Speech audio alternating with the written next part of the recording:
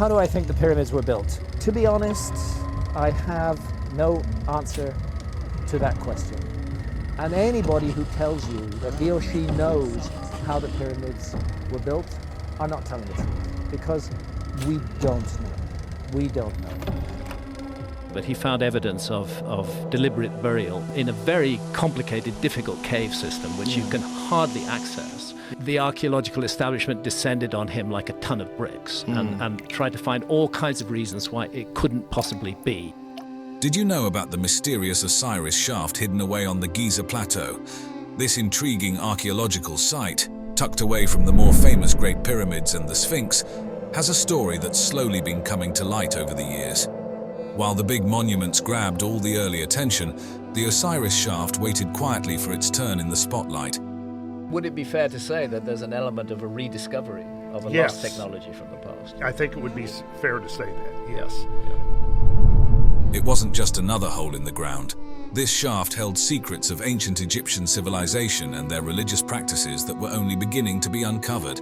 It's fascinating to think that this place was just sitting there, known since the late 19th century but not getting much love from explorers.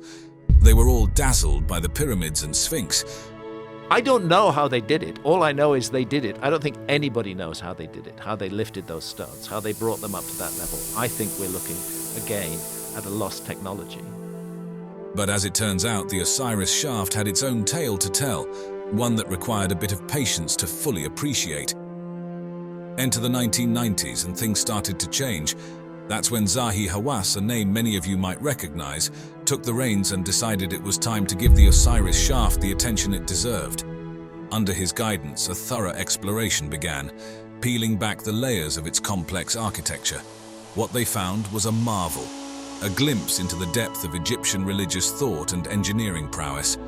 But getting to the heart of the Osiris shaft wasn't a walk in the park. The team faced the massive challenge of pumping out water that had filled its lower levels, especially the third level that was partially underwater. But what happened a few years ago, that the water began to rise in front of the Sphinx temple outside. Then I was really afraid that this water can damage the Sphinx. Imagine the effort it took to bring in modern pumping equipment and clear out all that water just to access the deepest secrets of the shaft. Its 3 levels diving deep into the earth turned out to be a fascinating puzzle of architecture, burial customs, and hidden treasures. The first thing that caught their eyes was the shaft's design itself. It's a marvel of ancient engineering, with each level serving its own mysterious purpose. Down at the very bottom, a large stone sarcophagus sits in a chamber that's partly underwater, painting a vivid picture of the ancient Egyptian underworld right there beneath our feet. It's as if they built their own version of the afterlife hidden deep in the Giza Plateau. But then there's the second level with its 6 empty burial shafts. Imagine the archaeologists' surprise finding them all vacant. It sparked so many questions. Were they plundered, or were they never meant to hold anything in the first place? This level offers a glimpse into the burial practices and rituals of the time, even if it leaves us guessing about some of the details. Despite the lack of inscriptions, a kind of ancient billboard that could have told us exactly who made this and when, the bits and pieces found throughout the shaft speak volumes.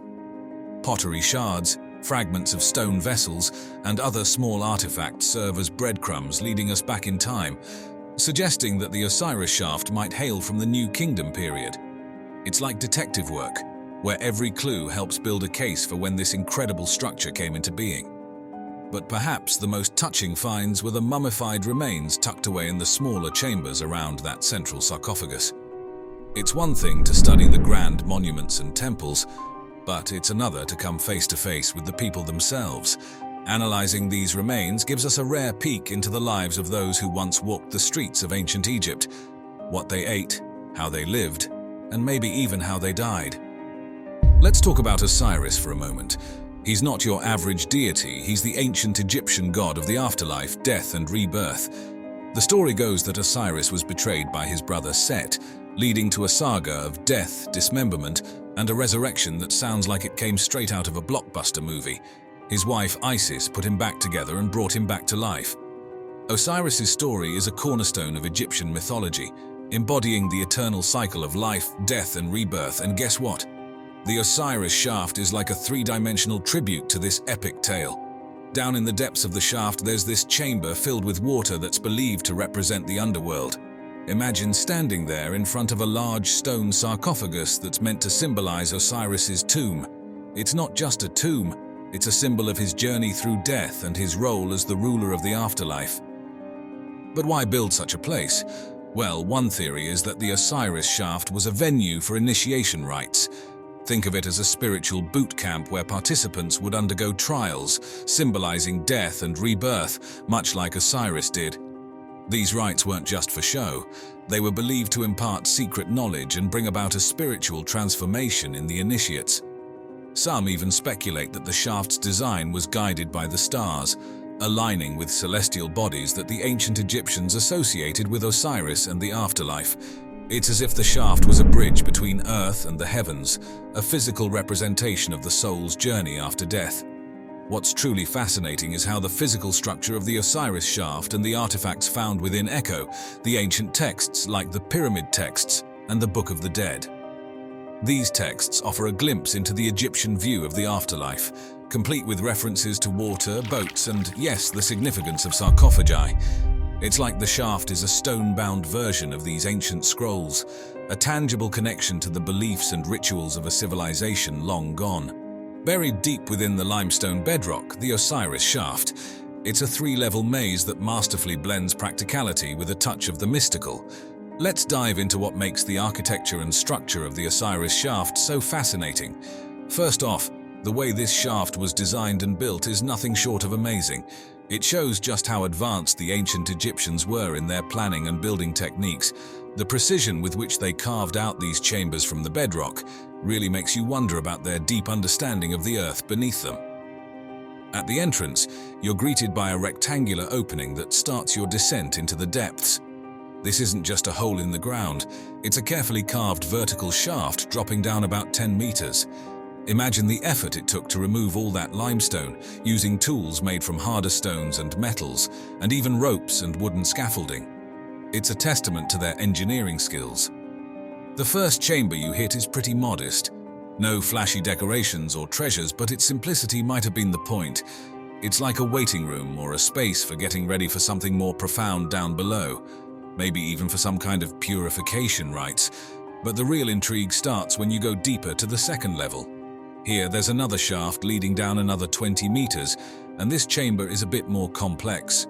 These shafts could have been meant for actual burials, or perhaps as a representation of the journey to the afterlife. The third level is where things get even more dramatic. You go down another shaft, and this time you're 30 meters below the surface. Here lies a large stone sarcophagus, right in the center of the chamber. This isn't just a burial place, it's a symbolic representation of Osiris's tomb. The fact that this chamber is partially filled with water from the natural aquifer adds to the mystique, tying it to themes of rebirth and purification in Egyptian mythology. Graham Hancock is a name that often sparks lively discussions whenever ancient civilizations are mentioned. There are huge corporations that have very large investments in a particular path of technology. Sure. For somebody to come up with a whole new path of technology, it's very threatening to them. Known for his captivating books like Fingerprints of the Gods and Magicians of the Gods, Hancock is no stranger to controversy, especially with his theories that challenge the mainstream archaeological narrative. Today, let's dive into how Hancock's unconventional ideas might shed new light on the mysterious Osiris shaft. They fell there, something like that. All of them? Yeah, all Over of them. many and years? somehow buried themselves under the topsoil. At the core of Hancock's theories is the tantalizing notion of a lost advanced civilization. This isn't just any civilization, but one that supposedly predates all known history, equipped with knowledge in astronomy, architecture, and mathematics that far exceeds what we'd expect from our ancient ancestors. Hancock might say the Osiris shaft, with its intricate design and possible astronomical alignments, serves as a kind of time capsule from this sophisticated society. Could it be that this ancient marvel is much older than we think, or that it was built with wisdom handed down from this enigmatic civilization? Hancock's fascination doesn't stop at architecture. He's also keenly interested in how these ancient structures align with the stars. While he hasn't specifically pinpointed the Osiris shaft in his star maps, it's easy to imagine it fitting neatly into his grand scheme of things. Could the shaft's orientation hint at a connection to celestial events or constellations tied to Osiris and the themes of death and rebirth? Hancock's work suggests that many of Egypt's ancient monuments are part of a larger cosmic blueprint, and the Osiris shaft might just be another piece of that puzzle. One of the more dramatic elements of Hancock's theories involves global cataclysms, particularly those caused by comet impacts around 12,800 to 11,600 years ago, during what's known as the Younger Dryas. He proposes that these catastrophic events could have wiped out the advanced civilization he theorizes about. So, when we look at the water filling the lower levels of the Osiris shaft, Hancock might see it as more than just groundwater seepage. He could interpret it as a deliberate nod to the ancient deluges, a symbol of the world-altering floods that his hypothesized civilization endured. Do you think there have been multiple ancient cataclysms? This is one of the things that, the archaeologists and the prehistorians, people are looking at that, have failed to take into account. Now, within there could be all kinds of stuff that's not even recognized as being artificial in the sense that humans had anything to do with it. Tucked away in the heart of the Great Pyramid of Giza lies the King's Chamber, a marvel of ancient Egyptian architecture that continues to fascinate historians and visitors alike. If you look at the famous King's Chamber, its walls and its ceiling of the King's Chamber are all made with gigantic granite blocks. Imagine walking through the Grand Gallery, a corridor stretching 47 meters long and rising 8.6 meters high, to reach this iconic chamber. This journey alone, through such an expansive space within the solid stone of the pyramid, showcases the incredible skill of ancient Egyptian builders. Now, Egyptologists will tell you that, they could move heavy blocks because they put them on wet sand and they push them along on wet sand. Well, maybe if you're just at ground level, that will do. But when you're 350 feet above the ground, as you are in the King's Chamber, that won't do at all. The King's Chamber itself is a testament to the Egyptians' advanced understanding of materials and construction techniques. Carved from red granite brought all the way from Aswan, over 800 kilometers away, the chamber's very walls speak of a civilization capable of monumental feats of logistics and engineering. The room's dimensions, about 10.47 meters by 5.234 meters and 5.974 meters high, are thought to be imbued with symbolic meaning, perhaps aligning with celestial or pharaonic principles. If we're only looking for a mere reflection of ourselves, we could overlook it completely. I think we're getting very close to rediscovering some of the things that our ancient ancestors were up to. At the chamber's center lies a red granite sarcophagus, believed to be the intended resting place of Pharaoh Khufu, though intriguingly, no human remains have ever been discovered within it. The sarcophagus bears marks of damage and wear, silent witnesses to the millennia that have passed since its creation. Its very presence in the chamber, given its size, suggests it was placed there during the construction of the room, hinting at the meticulous planning that went into the pyramid's design. Above the chamber, an ingenious system of 5 relieving chambers helps distribute the weight of the pyramid, protecting the space below. This feature highlights the ancient builders' sophisticated understanding of structural integrity. Additionally, the chamber is equipped with 2 narrow shafts extending to the pyramid's exterior. Initially thought to be for ventilation, these shafts are now believed to possibly serve a more symbolic purpose, possibly aligning with stars or celestial phenomena significant to Khufu's journey in the afterlife. Step into the heart of the Great Pyramid of Giza, and you'll find yourself in the Grand Gallery, an awe-inspiring testament to the ancient Egyptians' architectural genius. I don't know how they did it. All I know is they did it. I don't think anybody knows how they did it, how they lifted those stones, how they brought them up to that level. I think we're looking, again, at a lost technology. This corridor is not just a path to the King's Chamber. It's a showcase of ancient ingenuity and a symbol of the civilization's advanced engineering capabilities. Imagine walking through this grand space, with walls that narrow as you look upwards, thanks to the sophisticated corbelling technique used in its construction. This method, where each layer of stone slightly overhangs the one below, creates a dramatic narrowing effect towards the ceiling. It's a clear sign of the Egyptians' mastery in using architecture not only for structural stability, but also to inspire awe. The materials themselves, Limestone blocks for the walls and heavier stones for the ceiling were chosen with care, ensuring the gallery could bear the immense weight of the pyramid above. The Grand Gallery served a crucial role as the gateway to the king's chamber, possibly designed to awe and inspire those who walked its length. But its purpose might have extended beyond mere access. Some scholars suggest it played a part in the pharaoh's funeral procession or other rituals connected to the afterlife journey. Features like the Great Step, a massive stone at the gallery's end, and various slots and holes along its walls hint at a space designed for more than simple passage, possibly aiding in the construction of the chamber.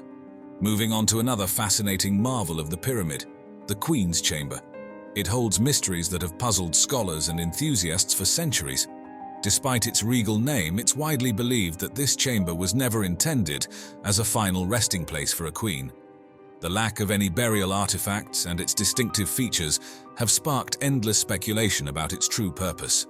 Positioned centrally within the pyramid, yet at a lower elevation compared to the majestic King's Chamber, the Queen's Chamber offers its own unique allure. Imagine venturing about 20 meters above the ground level through a corridor extending from the Grand Gallery to discover this intriguing space. Its dimensions create an unexpectedly spacious environment, with a pointed roof reaching up towards the pyramid's core, adding to the chamber's grandeur. One of the chamber's most striking features is a large niche in the eastern wall. Standing about 4.6 meters high, this vertical recess has baffled many.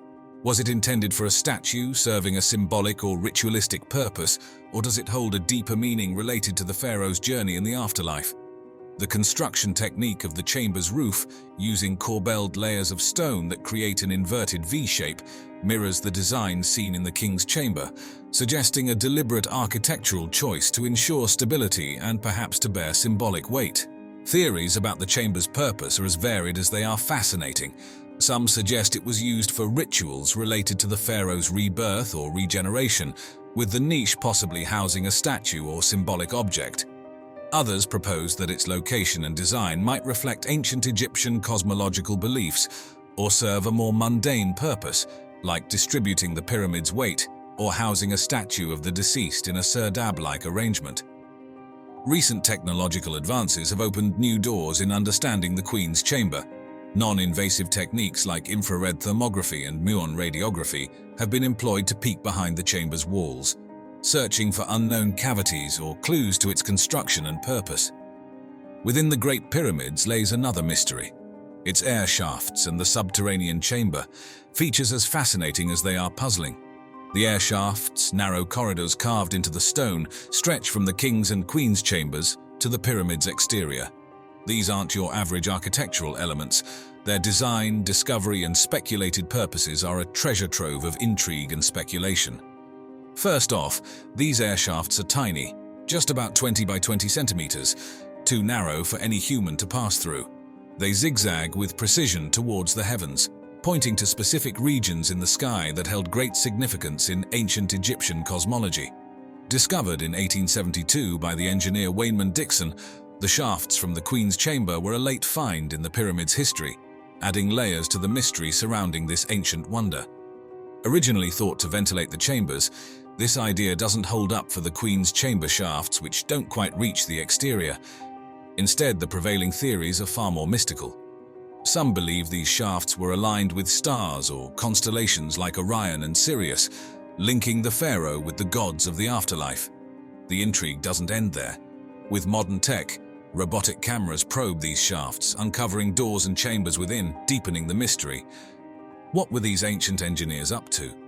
The plot thickens with the subterranean chamber, a rough-hewn space carved into the bedrock. Unlike the finished elegance of the pyramid's upper chambers, this one's all raw edges and mystery, suggesting it was abandoned mid-construction. Was it intended as Khufu's original tomb, a symbolic underworld, or something more practical like a flood defense? Theories abound, but no one's quite cracked the code. This chamber's unfinished nature has led to all sorts of speculation about its purpose and why it was left incomplete. Imagine stumbling upon a hidden chamber within one of the world's oldest and most mysterious monuments. That's exactly what happened when scientists discovered the Big Void, a revelation that's as thrilling as it is mystifying. The key to uncovering the Big Void was muon radiography, a fancy term for a technique that uses naturally occurring particles called muons, which rain down from the Earth's atmosphere. These particles have the unique ability to penetrate solid stone, providing a way to peek inside the pyramid without drilling or causing damage. By detecting variations in muon density, scientists can identify empty spaces, like our newly found void. This discovery was the result of international teamwork, part of the Scan Pyramids project, which brought together experts from around the globe to explore the pyramid's innermost secrets. So, what do we know about the Big Void? Well, it's situated above the Grand Gallery, a known cavity within the pyramid, and stretches for at least 30 meters, roughly the length of the gallery below. Its size suggests it was a significant part of the pyramid's design, but its purpose remains a tantalizing mystery. Was it intended to relieve weight from the Grand Gallery below, a hidden chamber for ceremonies, or perhaps just an architectural quirk? The truth is, we're not quite sure yet. The discovery of the Big Void opens up new avenues for exploration and research. Scientists are now considering more advanced methods to study the void in detail, like drilling small holes to insert cameras, all without harming the pyramid's structure. This void could provide invaluable insights into how the ancient Egyptians built such monumental structures and why they included such spaces within the pyramid's design. Each new discovery within the Great Pyramid is a piece of the puzzle in understanding one of humanity's most remarkable achievements. The Big Void isn't just an empty space, it's a reminder of the mysteries still waiting to be solved and the stories of the past yet to be told. So this, if it were true, and it is true, would put the Sphinx back to a much earlier period, which would tie in with Schwaller's work and John Anthony West's subsequent work, that there were indications that dynastic Egypt as we know it, going back to about 3000 BC, was really a legacy of what I call now an earlier cycle of civilization. Robert M. Schoch, a geologist with a PhD from Yale University, came up with a fascinating idea in the 1990s about the age of the Great Sphinx of Giza. He noticed something interesting about the erosion patterns on the Sphinx and the surrounding area. Unlike the typical wind and sand erosion you'd expect in Egypt's deserts, these patterns looked more like they were caused by water. This was a big deal because it suggested that the Sphinx might be much older than we thought. Now, Graham Hancock, a well-known British author who loves digging into ancient mysteries, found Schoch's theory really interesting and started supporting it. Since the early 1990s, question marks have been raised over the age of the Great Sphinx of Giza in Egypt. Egyptologists think it's about 4,500 years old, although there's not a shred of inscription evidence to support this date. Independent researcher John Anthony West and Robert Schoch, professor of geology at Boston University, have made a case that the Sphinx must be much older than that. Hancock is known for questioning the usual stories we hear about historical and archaeological sites. Schoch's theory caught his eye because it suggested that the Sphinx was around during a time when Egypt had a lot of rain, which was way back around 8,000 to 10,000 BCE.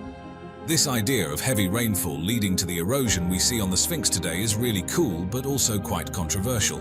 You see, traditionally, archaeologists have dated the Sphinx to around 2500 BCE, during Pharaoh Khafre's time.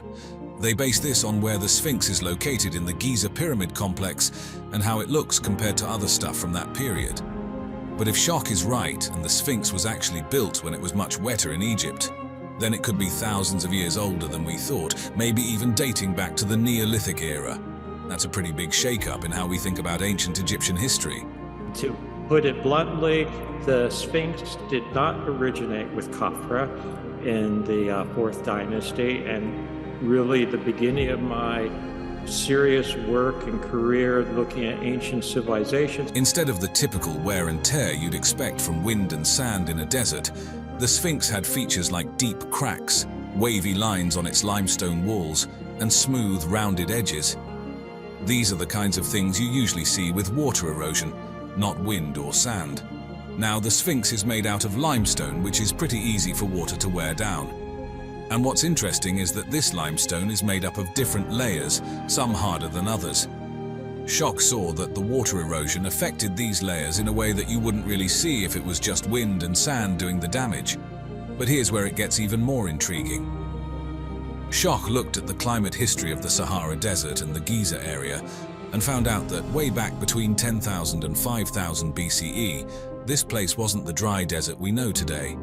It was actually pretty wet, thanks to something called the Neolithic subpluvial phase.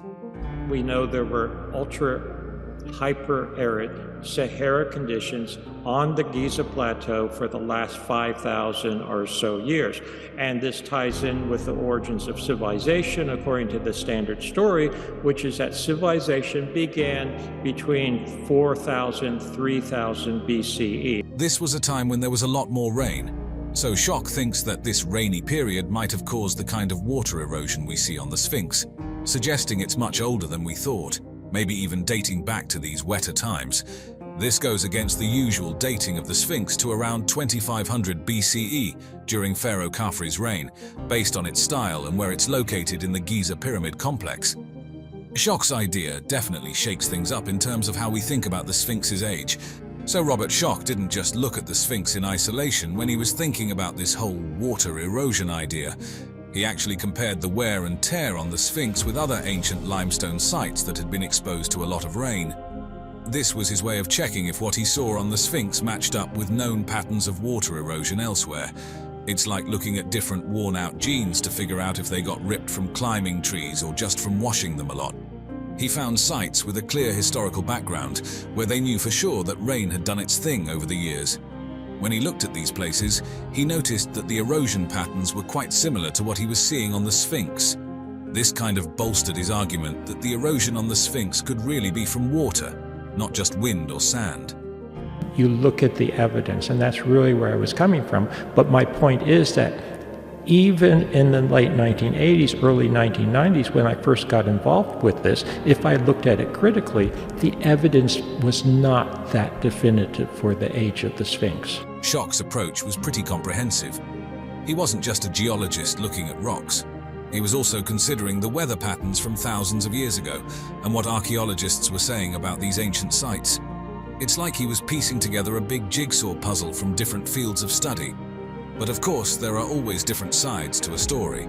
Some critics pointed out that the erosion could be due to other natural processes unique to the Giza area, like fluctuations in groundwater, or the way certain chemicals in the air might wear down the rock. And then there's the whole thing about what archaeologists have found around the Sphinx, like artifacts and writings that suggest it was built around 2500 BCE, during Pharaoh Khafre's time. This kind of goes against Schoch's idea that the Sphinx is way older because of the water erosion. So it's a bit of a puzzle with some pieces still missing. Graham Hancock has this really intriguing idea about an ancient civilization that he thinks existed way before the ones we usually learn about in history books, like the Egyptians, Sumerians, and the Indus Valley folks. He reckons this civilization was around many millennia earlier, and that it might have been wiped out by a huge comet impact around 10,000 BCE. Imagine that a whole advanced society just gone in the blink of an eye, leaving only bits and pieces behind. And here's where it gets even more interesting. Hancock thinks this civilization wasn't just hanging out in one spot, it was all over the place, having a global influence. He suggests that after whatever disaster hit them, the survivors might have traveled far and wide, sharing their knowledge and helping kickstart other ancient cultures. Hancock dives into myths and oral traditions from all over the world too. He's not just dismissing these stories as old wives' tales, but considering them as potential historical records. For example, he's really interested in the flood myths that pop up in different cultures.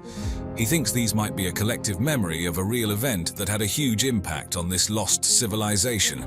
The best explanation is that floods of icy meltwater released by the heat and kinetic energy of the impacts flowed off the North American ice cap and into the Atlantic Ocean, where they interrupted the Gulf Stream, a key element of the central heating system of our planet, hence the sudden and dramatic cooling. Now, Hancock is big on astronomy. He points to how some ancient structures, like the Giza pyramids and the Sphinx, line up with certain stars and constellations. He thinks this isn't just a coincidence, but a sign of advanced astronomical knowledge. He's also into the idea that these ancient folks understood the precession of the equinoxes. That's a fancy term for a slow shift in Earth's rotation over a 26,000-year cycle. If he's right, it means they were way ahead of their time in understanding the cosmos. Graham Hancock has this captivating theory about ancient civilizations and their architectural wonders. He's really into how these old structures, like the pyramids in Egypt, Stonehenge, and those incredible megalithic sites in South America, show off some serious engineering and architectural skills. Hancock reckons that to build these things with such precision and detail, those ancient folks must have had some advanced knowledge and technology that we don't usually give them credit for. Take, for instance, the way the stones are cut at Pumapunku in Bolivia. Hancock points out that the cuts are so precise, it's as if they had access to some really advanced tools. And when it comes to building massive structures, he's all about the techniques they must have used. He's amazed at how accurately these huge stones were fitted together, often without any mortar, and wonders how on earth they moved and positioned stones that weigh several tons. This isn't just your everyday heavy lifting. We're talking about some serious know-how in engineering and possibly some clever uses of leverage and pulley systems. Now he doesn't stop there. He's also fascinated by the mathematical and geometrical knowledge that these structures reveal. He talks about the use of the golden ratio, pi, and precise angular measurements, which shows a sophisticated understanding of math and geometry. Like, take the Great Pyramid of Khufu. Its alignment, the way its base is perfectly level, and the precise angles of its sides. Hancock sees this as evidence of a much more advanced understanding of geometry and engineering than we might think. Then there are the monumental buildings in Mesoamerica, such as the Pyramid of the Sun at Teotihuacan and the Mayan pyramids. Hancock highlights their architectural sophistication, urban planning, and the use of large stone blocks. All of this, to him, points to a level of technological proficiency and knowledge that goes way beyond what we've traditionally thought was possible for these ancient cultures.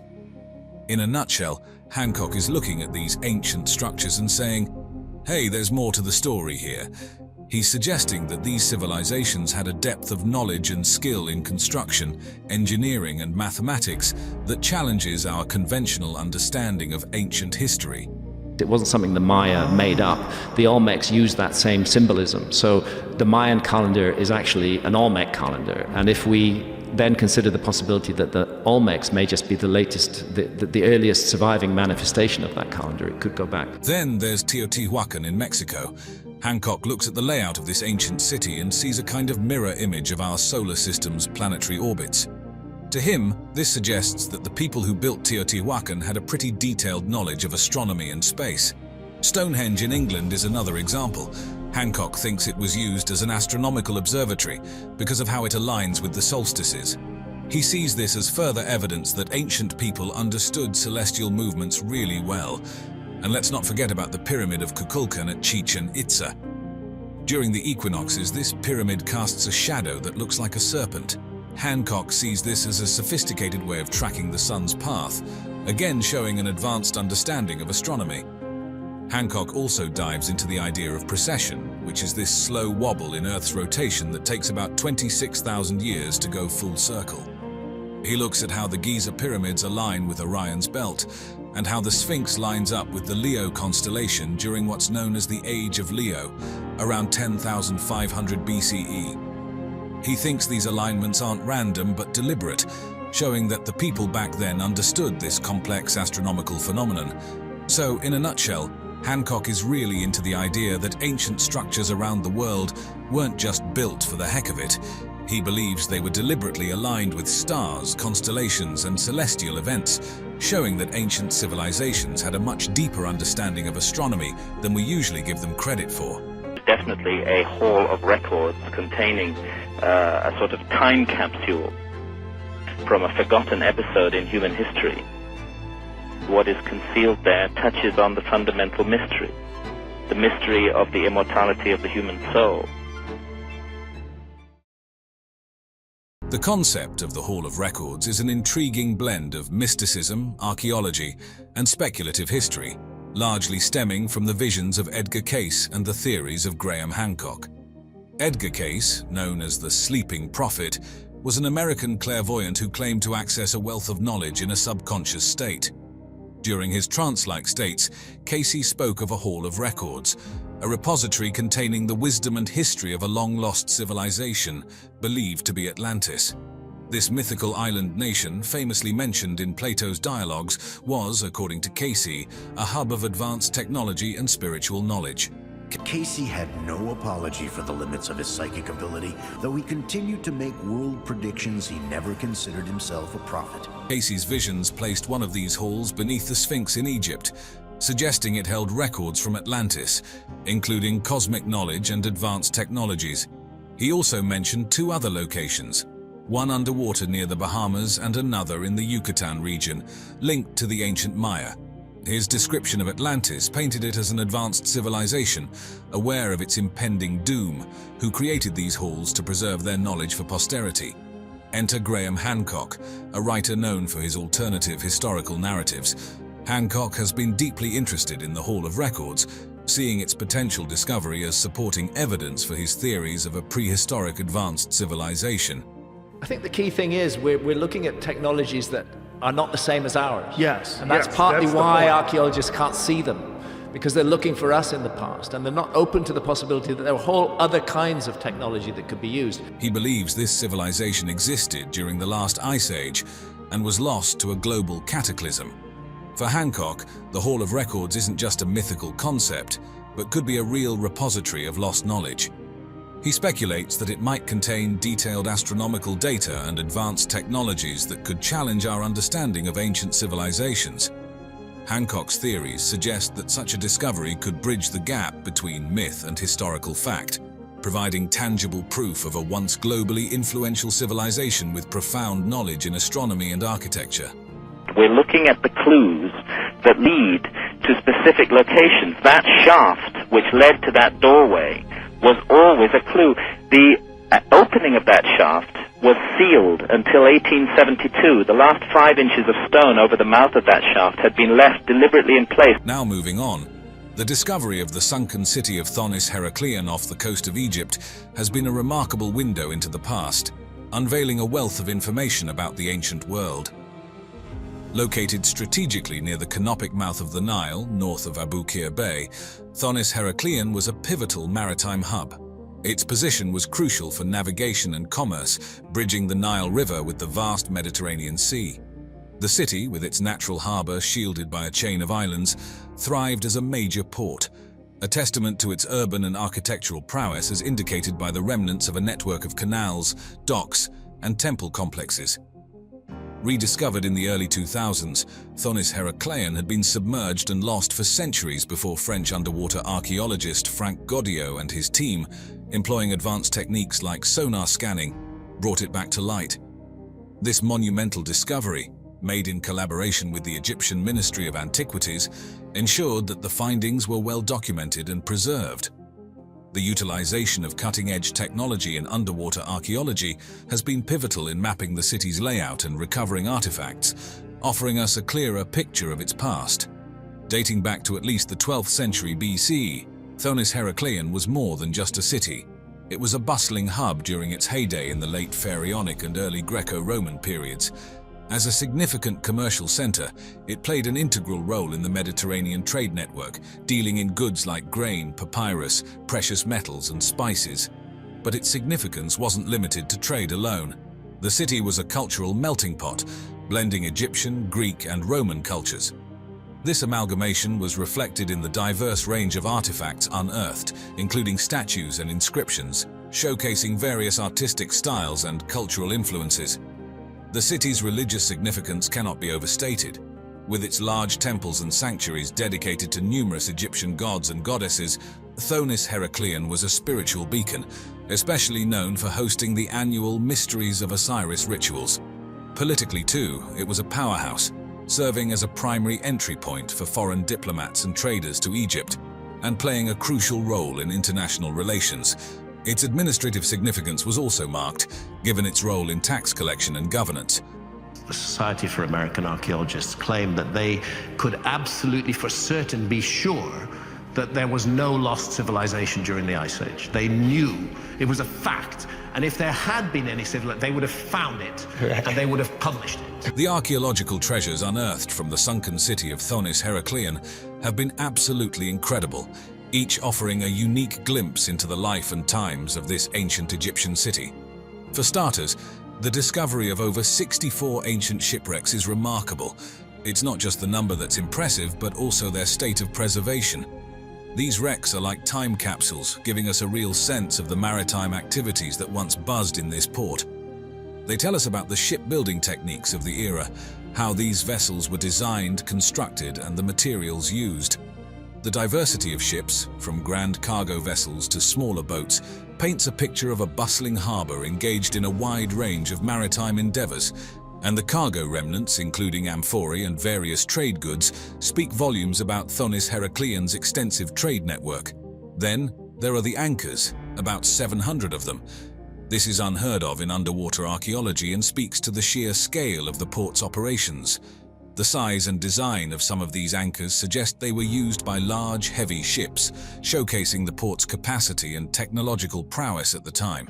The materials used, stone, metal, reflect not just the resources available but also the level of craftsmanship and maritime technology of the period. The statues they found are simply awe-inspiring. Imagine coming face to face with a 16-foot-tall statue underwater. These statues, representing gods, goddesses, pharaohs, and perhaps significant city figures, give us a window into the religious and political life of Thonis-Heracleon. Made from granite and diorite, they're not just huge, they're also beautifully crafted, a testament to the city's wealth and its cultural significance. Gold coins are another major find. The substantial quantity of coins discovered indicates the city's economic prosperity. These coins span across various eras and rulers, providing a timeline of the city's prominence and its connections in trade. They're solid proof of Thonis-Heracleon's active role in regional and international trade networks. You have to be careful when you look at underwater structures. You have to look at all the conditions that have led to their submergence. And in some cases, it's very clear that they've been underwater for a very, very, very long time indeed. Thonis-Heracleon is like a treasure trove for anyone fascinated by ancient civilizations. The way this city was laid out tells us so much about the people who lived there and their advanced understanding of urban planning. They had a network of canals, roads, and buildings, all systematically arranged, which is pretty impressive when you think about how old this city is. These canals were crucial for transport and trade, functioning like water-based roadways. It's amazing to imagine boats navigating these waterways as part of daily life in the city. Then there's the city's architecture, particularly its temples. Thonis-Heracleon wasn't just a trading hub, it was a religious center too. The temples there were dedicated to various deities like Amun and Heracles, showcasing the religious diversity of the time. These weren't just simple structures, they were architecturally grand, with large columns, statues, and intricate carvings. It's fascinating to think about how these temples were not only places of worship, but also centers for social and cultural activities. They played a significant role in the daily life of the city. The city's role as a cultural hub is further highlighted by the artifacts found there, which show a blend of Egyptian, Greek, and Roman influences. I think we're looking at something from Alexandria here. Yes. Yeah, we are. I've dived there as well. That's inundated not because of sea level rise, but because of subsidence of the Nile silts. Moving on to more underwater locations in Egypt, Cleopatra's palace in Alexandria is truly a fascinating subject, especially when you dive into its location, historical context, and the treasures it held. Nestled in the eastern harbor of Alexandria, the palace was not just any royal residence. It was located in the most prestigious part of the city, known as the Royal Quarter. This was where the heart of political and cultural activity in the Ptolemaic period beat the strongest. Now think about Cleopatra Severvan, the figure to whom this palace belonged. She was the last pharaoh of the Ptolemaic kingdom, renowned for her intelligence, charisma, and her liaisons with figures like Julius Caesar and Mark Antony. The palace, from its architecture to its contents, was a reflection of her power and prestige. Imagine a grand structure combining traditional Egyptian and Hellenistic architectural elements with lavish decorations and intricate detailing. It wasn't just a place to live, it was a statement of power and culture. The palace was probably filled with lush gardens and courtyards, offering a peaceful retreat in the midst of a bustling city. And given Alexandria's reputation as a center of learning and scholarship, it wouldn't be surprising if Cleopatra's palace housed extensive libraries and study areas. This would have been a place where the intellectual elite of the period gathered. The grand reception halls in the palace would have been venues for diplomatic events and political discussions, playing a crucial role in the international politics of the era. The artifacts and architectural elements discovered from this palace are like pieces of a historical puzzle. Statues, possibly depicting Cleopatra, Ptolemaic rulers and Egyptian gods, made from materials like granite and basalt, give us a glimpse into the artistic excellence of the time. The columns and other architectural fragments found at the site tell a story of opulence and artistic fusion, where Greek and Roman influences blended with Egyptian motifs. And then there are the sphinxes, symbolizing royal power and religious significance, perfectly illustrating the cultural synthesis that was characteristic of the Ptolemaic period. These discoveries are not just about Cleopatra's personal tastes. They provide a deeper understanding of the Ptolemaic society during her reign. The blend of Egyptian, Greek, and Roman elements found in the palace's architecture and artifacts reflects the rich cultural diversity and exchange that occurred under Cleopatra's rule. Elon Musk has received a lot of criticism in the past for not having given Nikola Tesla enough credit for Tesla's enormous success with his car company. But I do wonder today, like, if Nikola Tesla applied to Tesla, would we even give him an interview? Nikola Tesla, the visionary electrical engineer who lit up the world with his ideas, poured a significant portion of his life into unraveling the mysteries of wireless energy transmission. His dream? To weave an invisible web of energy that could span the globe, allowing electrical power to flow as freely as the air we breathe without the need for wires. Among his most ambitious undertakings was the Wardenclyffe Tower project, which wasn't just any ordinary broadcasting system. Tesla envisioned it as a beacon of progress that would send messages, telephone signals, and even facsimile images straight across the Atlantic to England and to ships lost in the vast ocean, all without laying a single wire. But there's more to it. The tower was designed to tap into the Earth's ionosphere itself, creating a pathway for the wireless transmission of electrical energy across vast distances. Meanwhile, thousands of years before Tesla, the Great Pyramid of Giza stood tall against the sky, a testament to the ancient world's ingenuity. Great Pyramid stands about 450 feet tall, but its original height was 481 feet tall. While it's widely recognized as a monumental tomb for Pharaoh Khufu, some have speculated that this structure was much more than a mere resting place for the deceased. A captivating theory suggests that the Great Pyramid might have served as a colossal power plant, capturing the Earth's vibrational energies. Imagine the pyramid with its limestone and granite layers interwoven with quartz crystals, humming with the Earth's vibrations, and possibly converting this energy into electricity, acting as a gargantuan resonator. The parallel between Tesla's futuristic visions of wireless energy and the supposed function of the Great Pyramid is nothing short of fascinating. Both stand as milestones in humanity's quest to harness and distribute energy in novel ways. Tesla's work represented a leap toward the future, while the pyramid, according to some theorists, hints at an ancient wisdom lost to time. Tesla's journey into the world of resonant frequencies led him to invent the Tesla coil, capable of generating high-voltage, low-current, high-frequency, alternating current electricity. He believed that the Earth could serve as a conductor, resonating at a specific frequency that could be used to wirelessly transmit energy. The Great Pyramid's design, its dimensions, orientation, and the materials used in its construction suggests it was built to tap into the Earth's resonant frequencies, much like Tesla aimed to do with his experiments. This alignment suggests a profound understanding of natural energies that transcends time, from the ancient Egyptians to Tesla's modern scientific explorations. Tesla envisioned a world interconnected by an invisible web of energies, enabling the direct global transmission of power into homes, industries, and vehicles without reliance on physical connections. This revolutionary concept remains a beacon of innovation today. The ancient Egyptians' mastery of geometry, astronomy, and possibly energy reflects a convergence of science, architecture, and technology that mirrors Tesla's interdisciplinary approach to energy and science. One theory posits that both Tesla's groundbreaking work and the architectural marvels of the pyramids are manifestations of humanity's enduring quest to master the unseen forces of nature for the betterment of civilization. The idea that the Great Pyramid could function as a resonator, amplifying and transmitting energy in a manner akin to Tesla's envisioned global wireless system, underscores a remarkable parallel between two vastly different eras, united in their quest to harness the natural world for energy transmission. Nikola Tesla's captivation with the geometry of nature and human-made structures, particularly the pyramids, wasn't just a fleeting interest. He saw in these shapes the keys to the universe's energies, believing that they held profound secrets about the world around us. His fascination is evident in how geometric principles were woven into the fabric of his experiments and inventions, especially those focusing on electromagnetic fields and energy transmission. Tesla's pursuit of geometric perfection wasn't just for aesthetic pleasure. He believed it was essential to enhancing the efficiency and effectiveness of his creations. Meanwhile, the Great Pyramid of Giza, a marvel of ancient engineering, stands as a testament to a sophisticated understanding of geometry and astronomy.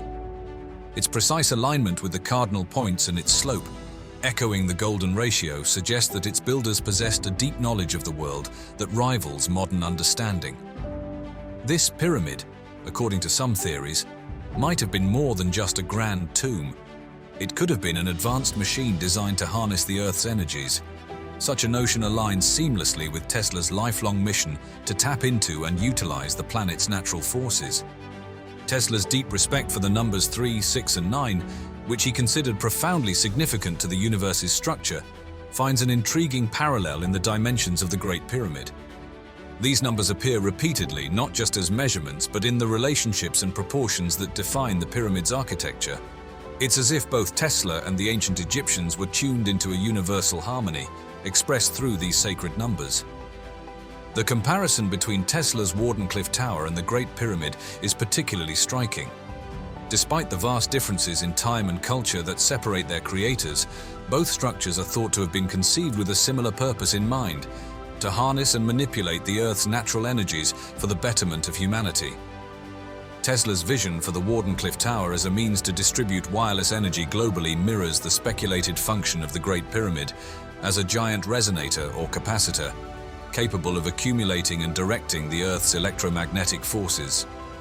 Tesla's experiments and designs, particularly those related to wireless energy transmission, can be seen as a modern application of principles that might have been understood, in another form, by the builders of the Great Pyramid. The idea that both Tesla and the ancient Egyptians aimed to design structures that could interact with natural forces on a grand scale suggests a shared understanding of the world's inherent energies. Moreover, the mathematical precision found in the Great Pyramid, with its use of the golden ratio and the incorporation of pi and phi in its dimensions, reflects a cosmological blueprint that seems to resonate with Tesla's own work. Many of Tesla's notes and experimental findings echo this mathematical harmony, suggesting a belief in the power of geometric ratios and alignments to access and manipulate natural energies.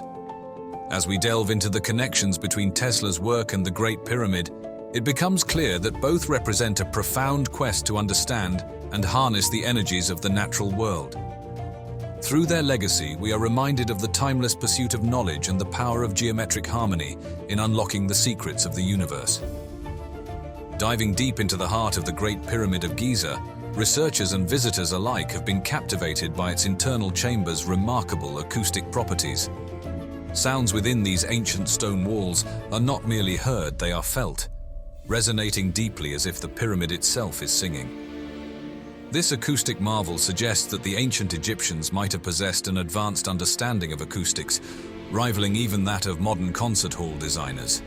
The way chants and music come alive within these chambers hints at a deliberate design for acoustical resonance, a feature that seems too sophisticated to be mere coincidence.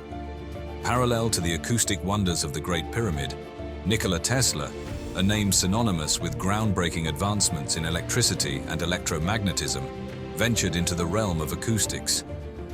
Tesla explored how sound frequencies could affect physical objects, uncovering that certain frequencies could induce resonance. This wasn't just a minor curiosity for Tesla. He saw practical applications, envisioning ways to use resonance in energy transmission and perhaps even unlock secrets of ancient technologies. His speculative work on the so-called earthquake machine, which purportedly used resonance to produce small tremors, underscores his belief in the power of vibrational energy. The notion that the Great Pyramid could harness or manipulate sound for purposes beyond simple communication, perhaps for healing, altering consciousness, or even generating energy, finds an intriguing counterpart in Tesla's experiments. The speculation that this ancient wonder served as more than a monumental tomb, possibly functioning as a power plant harnessing natural forces, parallels Tesla's ambitious Wardenclyffe Tower project. Both the pyramid and Tesla's tower are thought to have been designed with a deep understanding of natural forces, including both electromagnetic and acoustic energies, aimed at benefiting humanity. There's speculation that Tesla's designs, including the visionary Wardenclyffe Tower, might have been inspired by ancient structures like the Great Pyramid. The idea that the pyramid could concentrate electromagnetic and possibly acoustic energy aligns with Tesla's interest in using architecture and technology to interact with and utilize natural energies. His appreciation for ancient knowledge and the potential to rediscover and apply this wisdom to modern science suggests a profound connection between Tesla's work and the architectural and technological achievements of the ancient world. He knew a mystery when he saw it, and he couldn't explain it. We should be open-minded enough to consider the possibility that some of the answers may sit outside of our current perspective. What do conventional archaeologists say when they're confronted by all of this data? Ever wondered what went on inside those magnificent pyramids of ancient Egypt?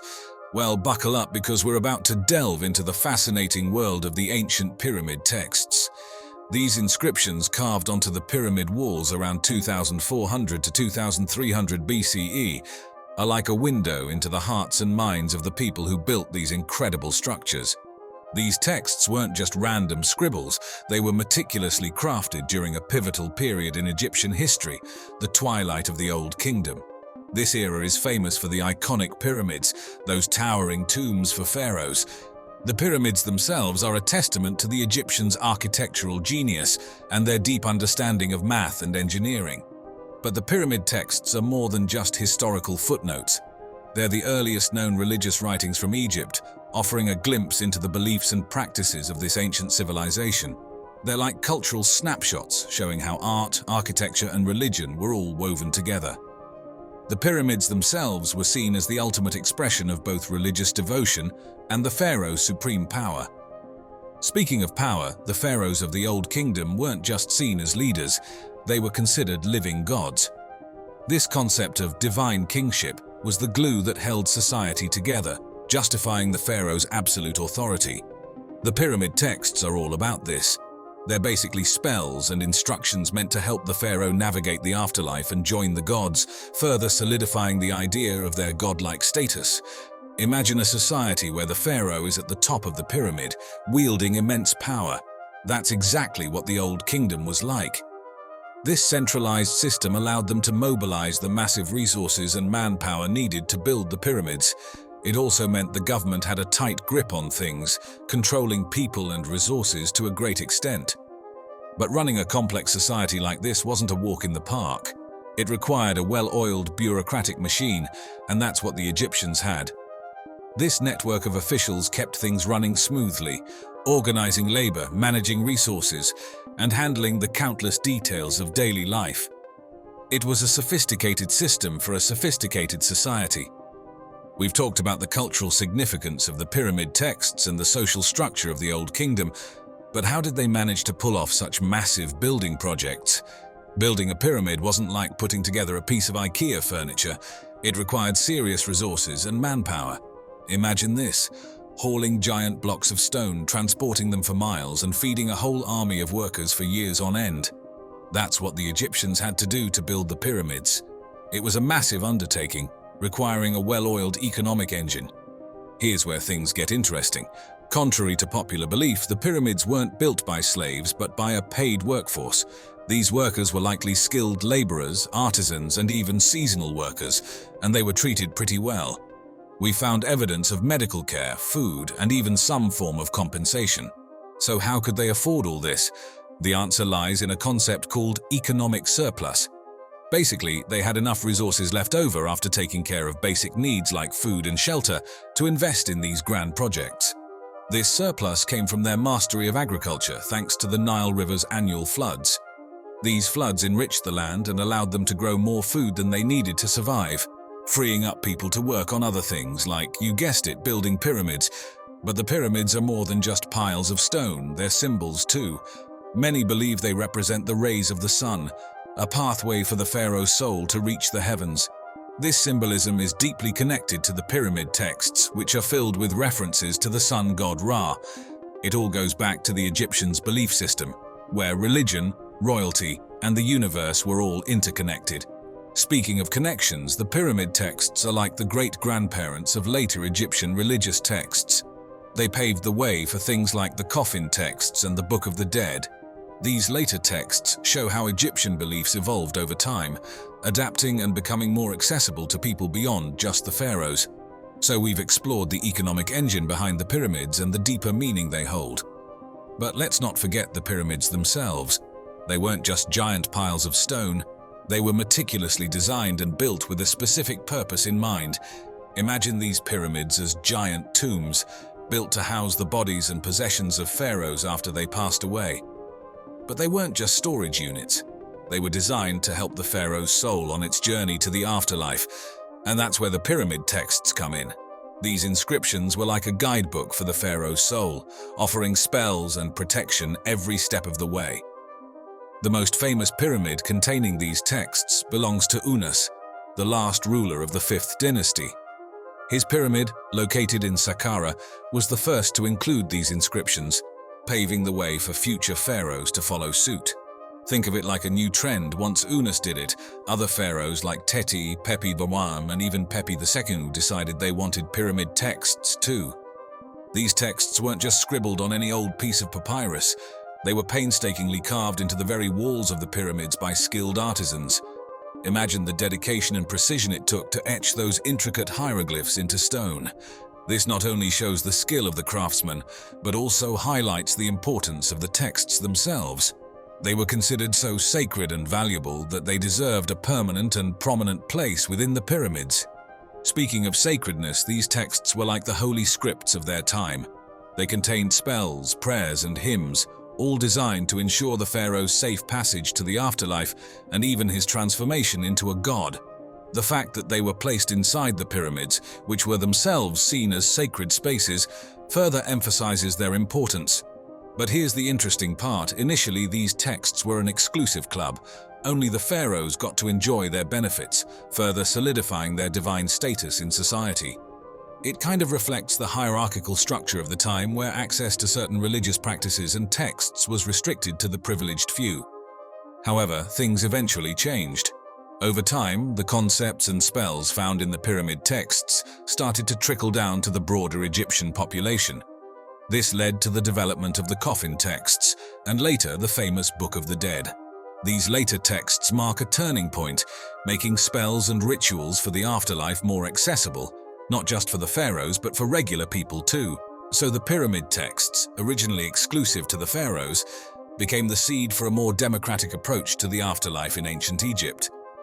Now, imagine unearthing a piece of history that rewrites what we know about writing. That's exactly what happened in the 1920s when the Kish tablet was discovered in the ancient city of Kish, Mesopotamia. This wasn't just any clay tablet. It was a game changer, offering a glimpse into the very origins of writing and the fascinating society that developed it. Kish was no ordinary town. Located along the Euphrates River, it was a bustling hub of trade, politics, and culture, attracting people from far and wide. This melting pot of cultures likely played a key role in the birth of writing, as different people brought their own symbols and ways of record-keeping, eventually leading to the development of proto-cuneiform script. The discovery of the Kish tablet itself is a story of collaboration. Archaeologists from the Field Museum of Natural History, led by Stephen Langdon, joined forces with other experts to uncover the secrets of Kish. Back then, excavation techniques were evolving, becoming more systematic and meticulous, which was crucial for carefully preserving and documenting this historic find. But what's so special about this tablet? Well, the writing system on it is like a Rosetta Stone of the ancient world. It's one of the earliest examples of written communication, showcasing the transition from picture-based symbols to the complex wedge-shaped script known as cuneiform. This shift reflects the growing complexity of Sumerian society, as people needed new ways to keep track of things. The creation and use of the Kish tablet also hint at a well-organized society. Imagine a city-state managing resources, governing its people, and even engaging in trade with other regions. Writing wasn't just about leaving messages, it was essential for recording transactions, laws, and important decisions. But the impact of writing goes beyond practicalities. It opened doors for cultural expression and the preservation of knowledge. With writing, the Sumerians could record their myths, laws, and historical events, ensuring they weren't lost to time. This paved the way for the rich literary traditions that flourished in the ancient Near East. The Kish tablet is a reminder that writing wasn't just a random invention. It was a necessity for keeping complex societies running smoothly. It also opened doors for cultural exchange and the preservation of knowledge across generations. This discovery continues to spark debates among scholars, with some questioning whether writing originated independently in Mesopotamia or was influenced by other cultures. The mystery surrounding the exact function and content of the tablet adds to its allure, making it a captivating piece of history that continues to captivate archaeologists and historians alike.